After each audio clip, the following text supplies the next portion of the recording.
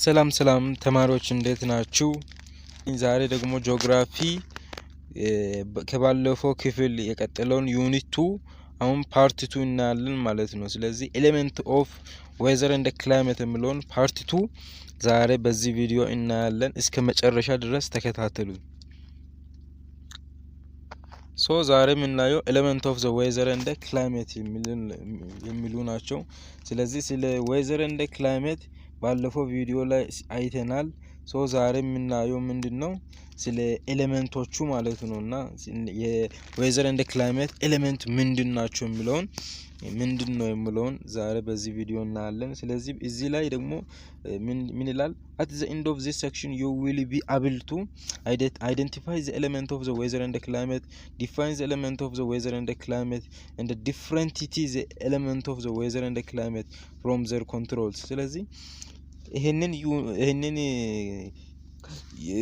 ምናየውን ኤሌመንት ኦፍ ዘ ዌዘር ኤንድ ክላይሜት የምንለውን ይሄንን ቶፒክ ከጨረሳችሁ በኋላ እነዚህ ሶስት ነገሮችን ማወቅ አለባችሁ ማለት ነው። በደንብ ማወቅ አለባችሁ። አይደንቲፋይ ኤሌመንት ኦፍ ዘ ዌዘር ኤንድ ክላይሜት ኤሌመንቶቹን አይደንቲፋይ ግለጹ ይላል። ስለዚህ ዲፋይን ዘ ኤሌመንት ኦፍ ዘ ዌዘር ኤንድ ክላይሜት ስለዚህ ኤሌመንቶቹን ዲፋይን አብራሩ ይላል። different is the element of the weather and the climate from their controls ለዚህ የሚቆጣጠሩ ነገሮችን ኮንትሮል ማለት ነው። ስለዚህ እነርሱን ዲፈረንቲቲ ልዩነታቸውን እና ለይታችሁ ማወቅ አለባችሁ ይላል ማለት ነው። ይሄንን ዩኒቲ ስንጨርስ ማለት ነውና ስለዚህ ከወርዶች የምንላቸው ደግሞ አየር ፕሬሸር አለ፣ ክላውዲ ከቨር አለ።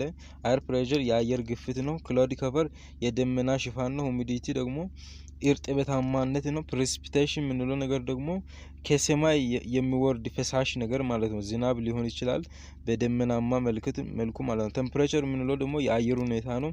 ዊንድ ማለት ንፋስ ነው ማለት ነው። ስለዚህ እነዚህ ከወርዶች ቃላቶች አሁን በሚናየው ትምህርት ላይ ውስጥ የምናገኛቸው ነው ማለት ነው።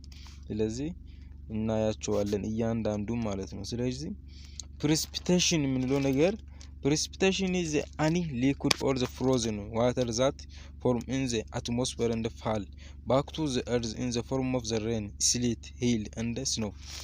precipitation የምንለው ነገር anything ነው፣ የትኛውም አይነት ነገር ነውና liquid or frozen water ስለዚህ በፍሮዘን የሆነ ውሃማ ነገር ማለት ነውና አይሲ በበረዶአማ መልኩ ሊሆን ይችላል፣ በኢንፋሎት ሊሆን ይችላል።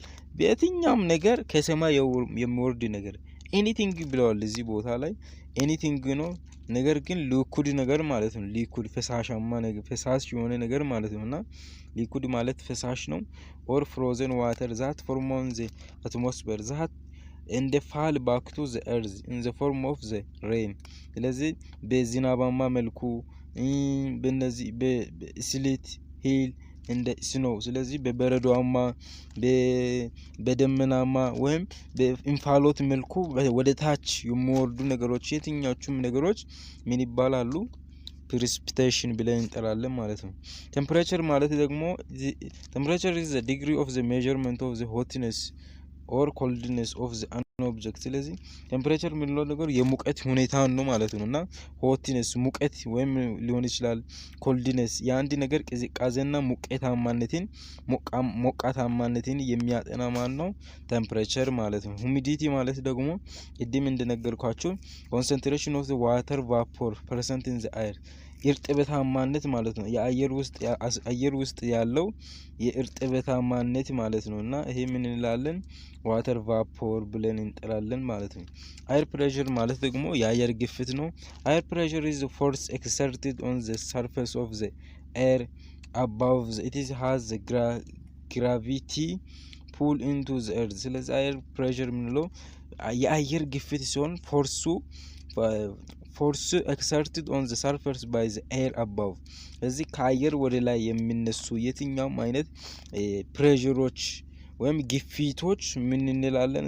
it is a air pressure gravity pull into the earth ስለዚህ ግራቪቲ ስንል ግፊት ማለት ነውና ስለዚህ በመሬት ላይ ግፊት የሚፈጠሩ ነገሮች የትኞቹ አየር ፕሬሸር ብለን እንጠራለን ማለት ነው። የአየር ግፊት ይባላሉ ማለት ነው። ዊንድ ማለት ደግሞ wind is the movement of the air caused by the uneven heating of the earth by the sun and the earth's own rotation ስለዚህ wind የምንለው ንፋስ የምንለው ነገር wind is the movement of air የአየር እንቅስቃሴ ማለት ነው ባጭሩ wind ማለት የአየር እንቅስቃሴ ነው በምን የሚፈጠር ነው በአንኢቨንት ኦፍ ዘ ሂቲንግ ስለዚህ በሙቀ የሚከሰተው የተለየ ሙቀት ሲፈጠር ማለት ነውና ሙቀት ሲፈጠር in the earth by the sun and the earth's own rotation መሬት በራሷ ሽክርክሪት ላይ ስትሽከረከር የሚፈጠረው ማለት ነውና ምን እንላለን wind ብለን እንጠራለን ማለት ነው ንፋስ ማለት ነው ንፋስ ማለት movement of the air የአየር እንቅስቃሴ ማለት ነውና wind ምንለው ንፋስ ምንለው ነገር የአየር እንቅስቃሴ ማለት ነው ስለዚህ በሁለት ነገሮች አማካኝነት ይፈጠራል an event of the heat ስለዚህ በሙቀታማነት አማካኝነት በሙቀት ስለዚህ ሁለቱ ደግሞ ፀሐይ earth ምንለው ፀሐይ ነው by the sun and the earth's own rotation መሬት በራሷ ዛቢያ ስትሽከረከር ሊፈጠር ይችላል ማለት ነው wind ወይም ንፋስ ምንለው ነገር sunshine is a direct sunlight to the which given the air is exposed sunshine ስንል directly sunlight ነው የፀሐይ ብርሃን ምን ይባላል sunshine ይባላል ማለት ነው in given air exposed ስለዚህ cloud is the visible mass of the water droplets or icy crystal suspended in the